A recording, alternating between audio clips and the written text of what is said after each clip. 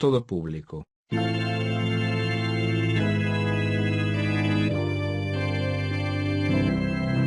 Bienvenido a Hora de Estudio Bíblico con nuestro maestro el Dr. Lehman Strauss. Este estudio es el resultado del tiempo personal con el Señor, el ministerio pastoral y la experiencia en conferencias bíblicas del Dr. Lehman Strauss. Él nos instruye y alienta con la enseñanza de la palabra de Dios. Ahora, el Dr. Strauss.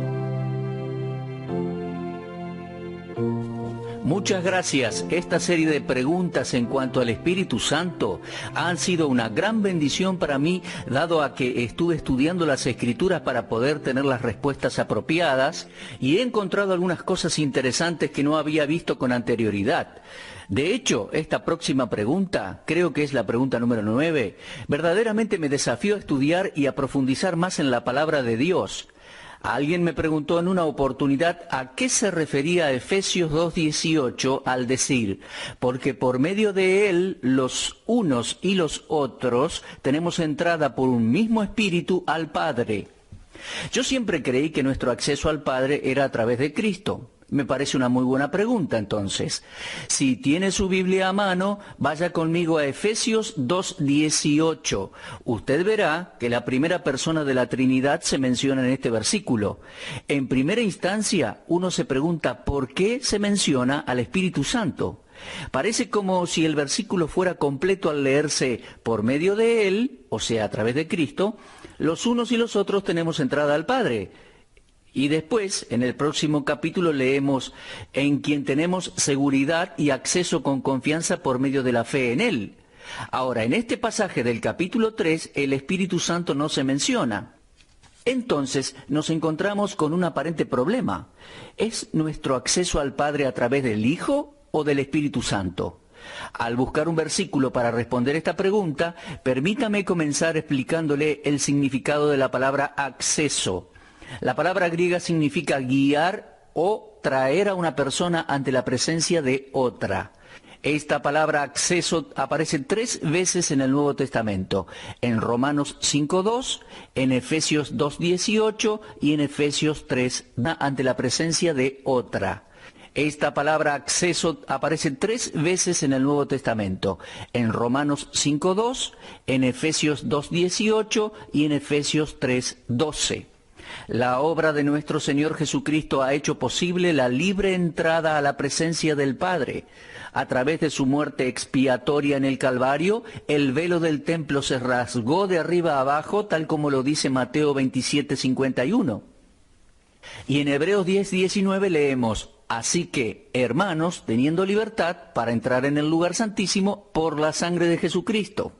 Ahora, muchas personas saben esto, pero no aprovechan dicha oportunidad y privilegio de llegar ante Dios. ¿Se da cuenta? Se ha abierto un acceso a través de la muerte de Cristo, pero no todos toman provecho del mismo, y es aquí donde el Espíritu Santo se hace presente. Los cristianos sabemos que tenemos acceso al trono de la gracia.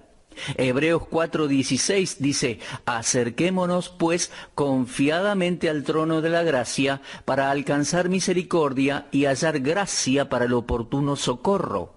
Sabemos que Cristo lo ha hecho posible, pero aún así, ¿cuántos de nosotros descuidamos esta necesidad diaria? ¿Por qué no aprovechamos este privilegio de orar? Sinceramente, creo que debería haber más énfasis en cuanto al obrar del Espíritu Santo en el presente, tanto en el cristiano como para con el cristiano. Es verdad que Cristo abrió el camino al lugar santísimo, pero es el Espíritu Santo la persona que nos guía hacia la presencia misma de Dios. Cada hijo de Dios necesita cultivar una comunión personal con la tercera persona de la Trinidad. El Hijo abrió el camino al Padre, pero el Espíritu nos lleva de la mano hasta su presencia. Nuestro acceso a Dios es tanto por el Hijo como por el Espíritu. No existe ninguna contradicción aquí. En esta conexión sería bueno referirnos a Romanos 8:26. Vamos a examinarlo un poquito. Dice, y de igual manera el Espíritu nos ayuda en nuestra debilidad, pues ¿qué hemos de pedir como conviene? No lo sabemos, pero el Espíritu mismo intercede por nosotros con gemidos indecibles.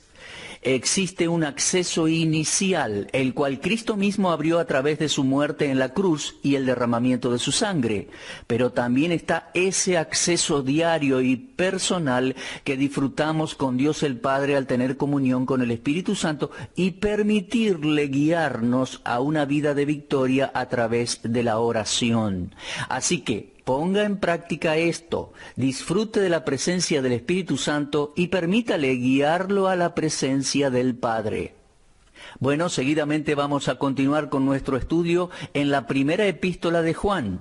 Ya nos encontramos en la lección número 9 y vamos a considerar algunas palabras en esta epístola. Juan nos presenta algunas advertencias a las que el Hijo de Dios debe estar atento. En otros estudios de esta serie hemos visto algunas palabras y conceptos en cuanto al pecado y al anticristo. Pero en el estudio de hoy vamos a examinar algunos de los versículos que describen a este mundo. Sí, la palabra mundo aparece en Primera de Juan por lo menos 23 veces y su uso frecuente nos da una descripción tripartita del mundo. O sea, tres aspectos. En primer lugar, en Primera de Juan encontramos el mundo refiriéndose a la humanidad. Leemos en Primera de Juan 2:2, y Él es la propiciación por nuestros pecados, y no solamente por los nuestros, sino también por los de todo el mundo. Ahora, este primer uso de la palabra mundo se refiere a la raza humana, a la humanidad. Se trata del mundo al que Dios ama, el mundo por el cual Cristo murió. Leemos en Primera de Juan 4:14, y nosotros hemos visto y testificamos que el Padre ha enviado al Hijo, el Salvador del mundo. No se trata aquí del universo físico, sino de la humanidad, los seres humanos. Versículos como los que acabamos de ver nos hablan del mundo por el cual el cristiano debe orar. Leemos en Primera de Timoteo capítulo 2, versículos 3 y 4, porque esto es bueno y agradable delante de Dios nuestro Salvador, el cual quiere que todos los hombres sean salvos y vengan al conocimiento de la verdad. Estos pasajes refutan el error de una expiación limitada. Es decir, algunos sostienen que Cristo murió solo por algunas personas, tan solo por los que creerían en Él. No es así. Debemos orar por toda la humanidad. Dios ama a toda la humanidad. Cristo murió por todos. Juan solo utiliza el término Salvador en dos ocasiones. La primera vez en el Evangelio de Juan, capítulo 4 y versículo 12, y luego aquí, en Primera de Juan 4:14. En ambos pasajes se refiere a Cristo como el Salvador del mundo. En el primer pasaje la mujer samaritana lo confiesa. Y mis queridos, la única limitación a la expiación de Cristo es la incredulidad del hombre y el rechazo de Cristo como Salvador personal. Nunca perdamos de vista la eficacia del Evangelio de Cristo. Hay mérito en la muerte de Cristo para suplir las necesidades de cada pecador en el mundo. Cristo murió por toda la humanidad, desde Adán hasta el último de los hombres. Romanos 5:6 dice claramente que murió por los impíos. Romanos 5:10 dice que murió por los enemigos. Primera de Pedro 3:18 dice que murió por los injustos. Juan 1:29 dice que murió por todo el mundo. Primera de Timoteo 2:6 dice que murió por todos. Y Hebreos 2:9 dice que murió por todos. Este mundo es el objeto del amor de Dios, el mundo de la humanidad por la cual Cristo murió. Ninguna raza ni color excluye a una persona de ser amada por Dios. Más allá de que todos somos pecadores, Cristo murió por todos. La muerte de Cristo en el Calvario fue la muestra suprema del amor de Dios. Si bien el cristiano es aún parte de este mundo humano, él mismo se distingue del mundo en el estricto significado de la palabra. El lugar del cristiano en el mundo o dentro de la humanidad lo vemos expresado en las palabras del Señor Jesucristo en Mateo 5:14. Él dijo: vosotros sois la luz del mundo. Somos la luz en este mundo de tinieblas. Al ver las tinieblas en las cuales este mundo se encuentra inmerso, la necesidad de luz es más que aparente. Nosotros le enseñamos a nuestros chicos a cantar canciones como "Esta lucecita yo la haré brillar", pero en realidad no es una lucecita, se trata de una luz grande. El Señor Jesús dijo en Juan 8:12, "Yo soy la luz del mundo", y siendo este mundo tan oscuro, ¿cuánta necesidad hay de esa luz? Nunca se queje de que fue llamado a vivir en un mundo lleno de tinieblas y peligros. Los faros se encuentran en lugares oscuros y peligrosos. Es allí a donde más se necesitan. ¿Para qué se piensa que está en esta tierra? Filipenses 2:15 dice, en medio de una generación maligna y perversa, en medio de la cual resplandecéis como luminares en el mundo. Espiritualmente hablando, según 2 de Pedro 1:9, el mundo se encuentra en tinieblas y los hombres necesitan dejar las tinieblas por la luz. Por eso, que su luz brille delante de los hombres, para que éstos puedan ver las buenas obras y glorificar al Dios de los cielos. Entonces, en 1 de Juan 2:2 y 1 de Juan 4:14, se está refiriendo a la humanidad cuando dice mundo. Ahora, en segundo lugar, hay otro mundo mencionado en 1 de Juan. Vamos a llamarlo el mundo de lo moral. En 1 de Juan 2:15 nos muestra un mundo al cual no debemos amar. El primer mundo que vimos, la humanidad, es el que debemos amar y mostrarle el amor de Dios. Pero en 1 de Juan 2:15 dice, no améis al mundo ni las cosas que están en el mundo. Si alguno ama al mundo, el amor del Padre no está en él. Este segundo uso de la palabra mundo se refiere al orden presente de los asuntos humanos, o sea, al sistema mundial. Este mundo es uno de los miembros de esa trilogía satánica compuesta por la carne, el mundo y el diablo. Este sistema está en contra de Dios. Satanás es su Dios, con minúsculas, según Juan 12:31, y es descrito como el presente siglo malo, según Gálatas 1:4. Ahora, en 1 de Juan 5:19 leemos, sabemos que somos de Dios y el mundo entero está bajo el maligno. Por favor, marque la palabra mundo allí en 1 de Juan 5:19. El maligno es lo contrario al santo. En el capítulo 2, versículo 20, se nos habla del santo. En el capítulo 5 vemos al maligno, del cual vamos a estudiar con más profundidad en otra ocasión. Se trata del espíritu de Satanás, que niega que Jesús sea el Cristo. Y Juan dice que es el mundo. Este sistema está compuesto por hombres y mujeres incrédulos, muchos de ellos religiosos, intelectuales, algunos llenos de cultura. La persona que va tras este mundo y pretende vivir el mismo estilo de vida no puede amar a Dios. Por ende, se trataría de una persona incrédula.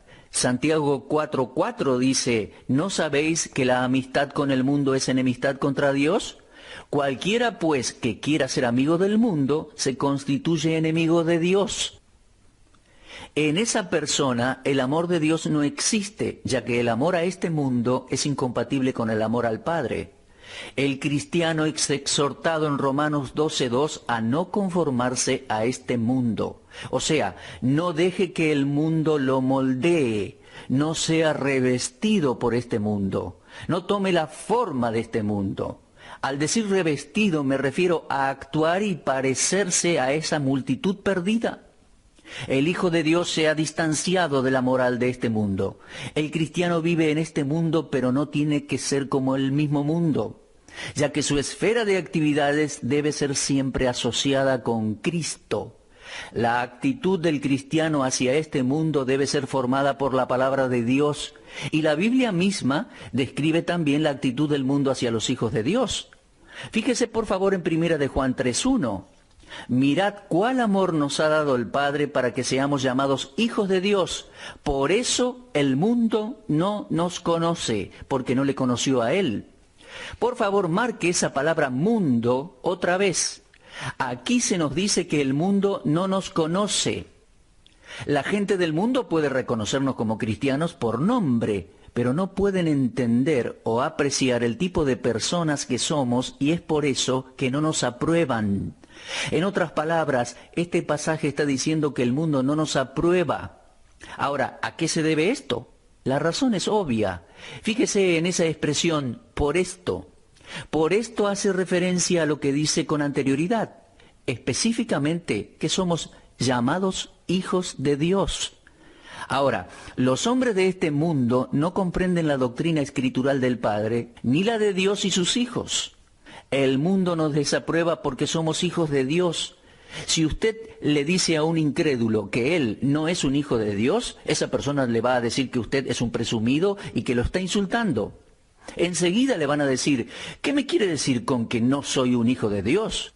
Ahora, más allá de esto, lo que estamos explicando es que pasamos a ser hijos de Dios a través de la fe en Jesucristo.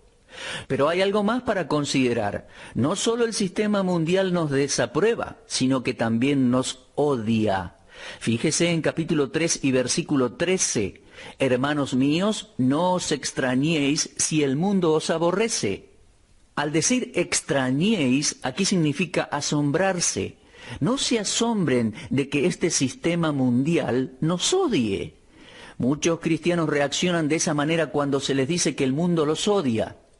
Se asombran de que las personas de este mundo odien a los hijos de Dios. El Espíritu Santo dice, dejen de asombrarse, dejen de maravillarse. Tal vez algunos de ustedes estarán pensando en este momento, ¿pero por qué nos odia el mundo? Bueno, yo creo que la respuesta está en el contexto de este versículo.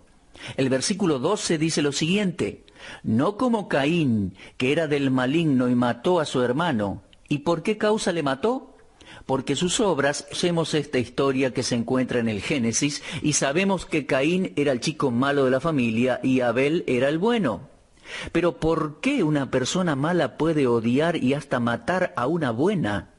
La respuesta es muy clara y la leemos en el versículo 12, porque sus obras eran malas y las de su hermano justas.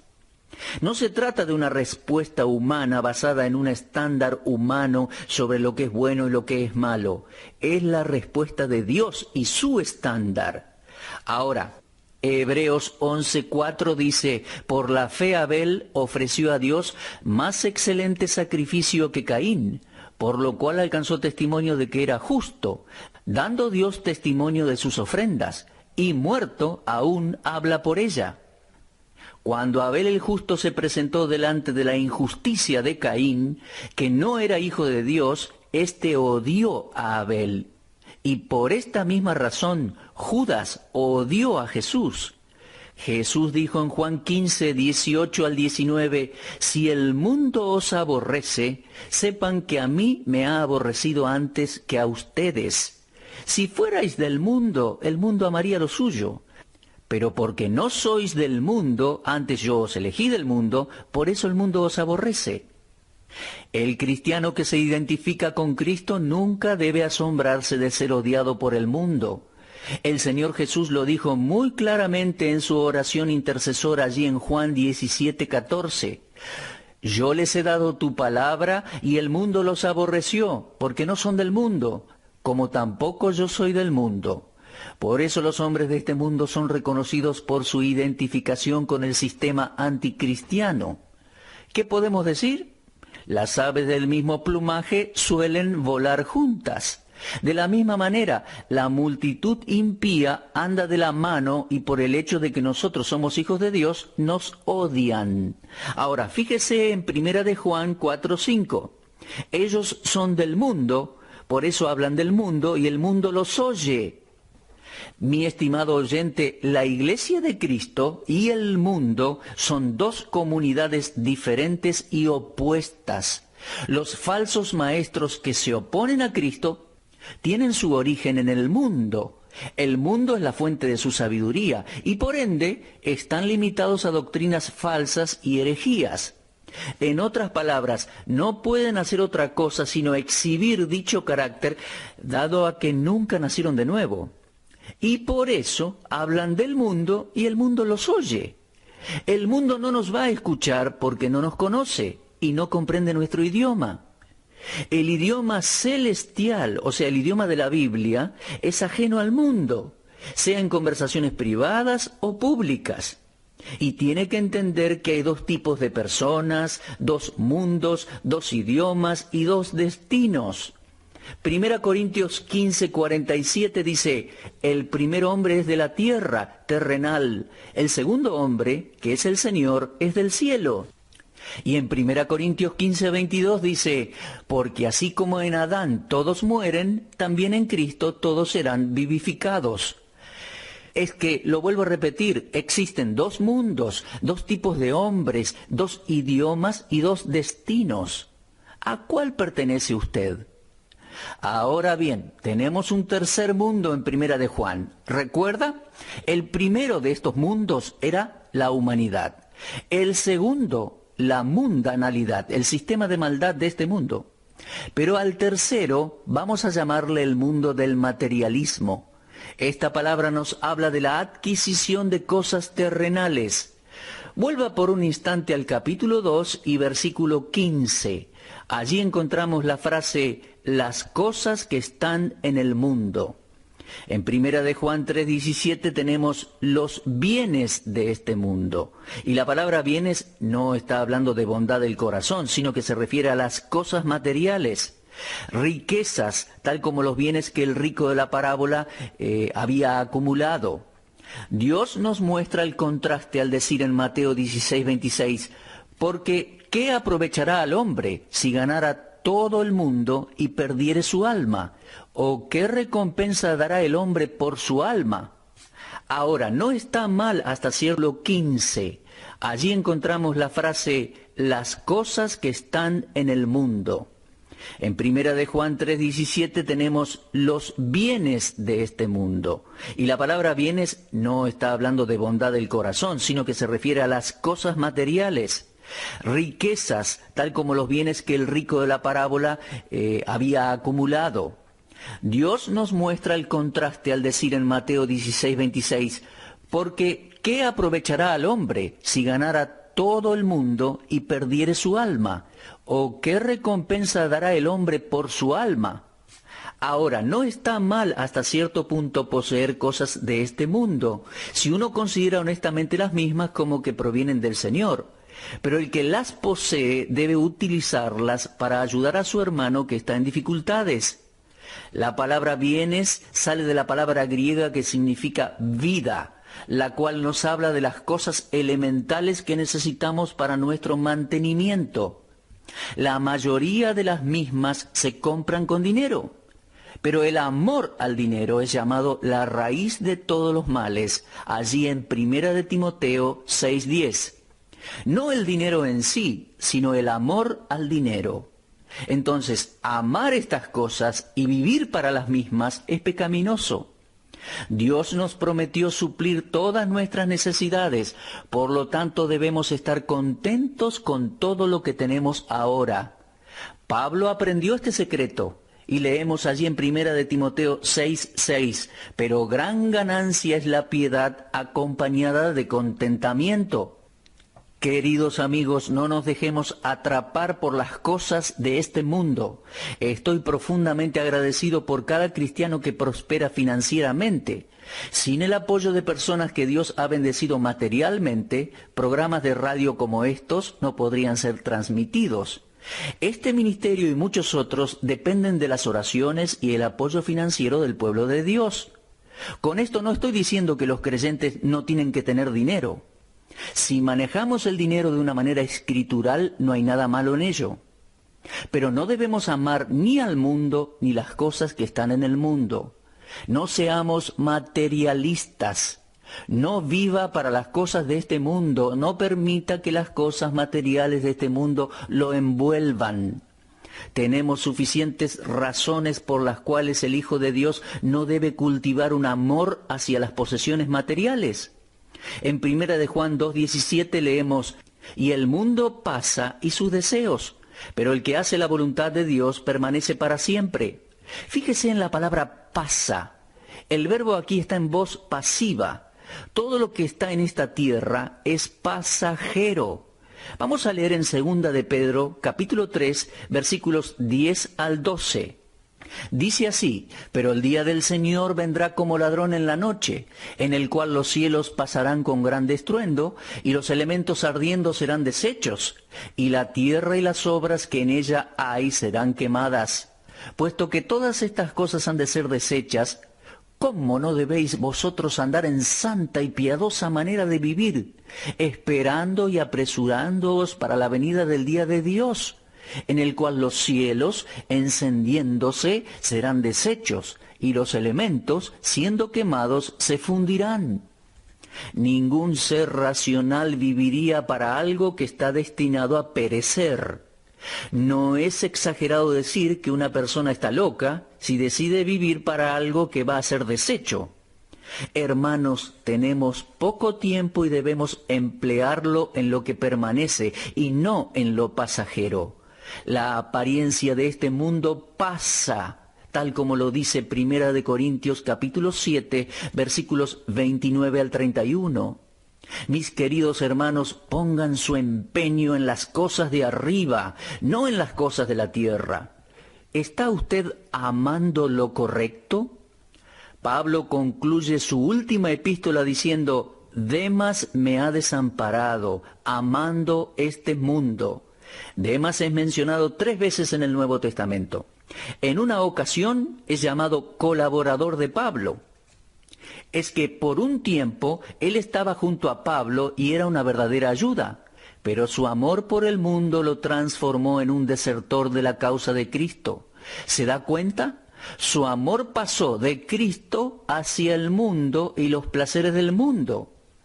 No sabemos qué tipo de tentación tuvo Demas, si se trató de posesiones, placeres o un deseo de popularidad.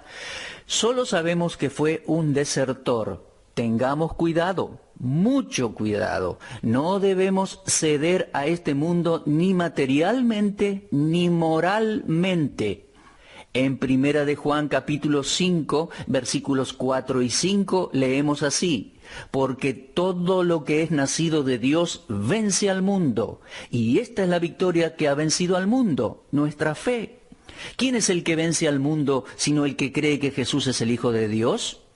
Y en Juan 16:33 el Señor Jesús ya había dicho: confiad, yo he vencido al mundo. El secreto para poder vencer al mundo consiste en el nuevo nacimiento. La victoria siempre es posible, pero solo para aquellos que son nacidos de Dios. No obstante, algunos cristianos han sido vencidos por el mundo. Es triste ver a creyentes peleando una batalla que ya ha sido ganada por el Señor Jesús. En 1 Corintios 15:57 leemos: mas gracias sean dadas a Dios, que nos da la victoria por medio de nuestro Señor Jesucristo. El Señor Jesús puede salvarle, mi amigo, y el mismo Señor Jesucristo es el que puede darle la victoria sobre este mundo. Que Dios nos ayude a caminar en plena comunión con Él y a seguir las enseñanzas de su santa palabra. Usted estuvo escuchando Hora de Estudio Bíblico con el maestro el doctor Lehmann Strauss. Si desea escuchar una vez más este mensaje, visite nuestra página en la internet www.bbnradio.org. Le dejamos la invitación para que el día de mañana nos acompañe aquí, en este mismo horario y punto del dial. Hora de Estudio Bíblico es una producción de BBN.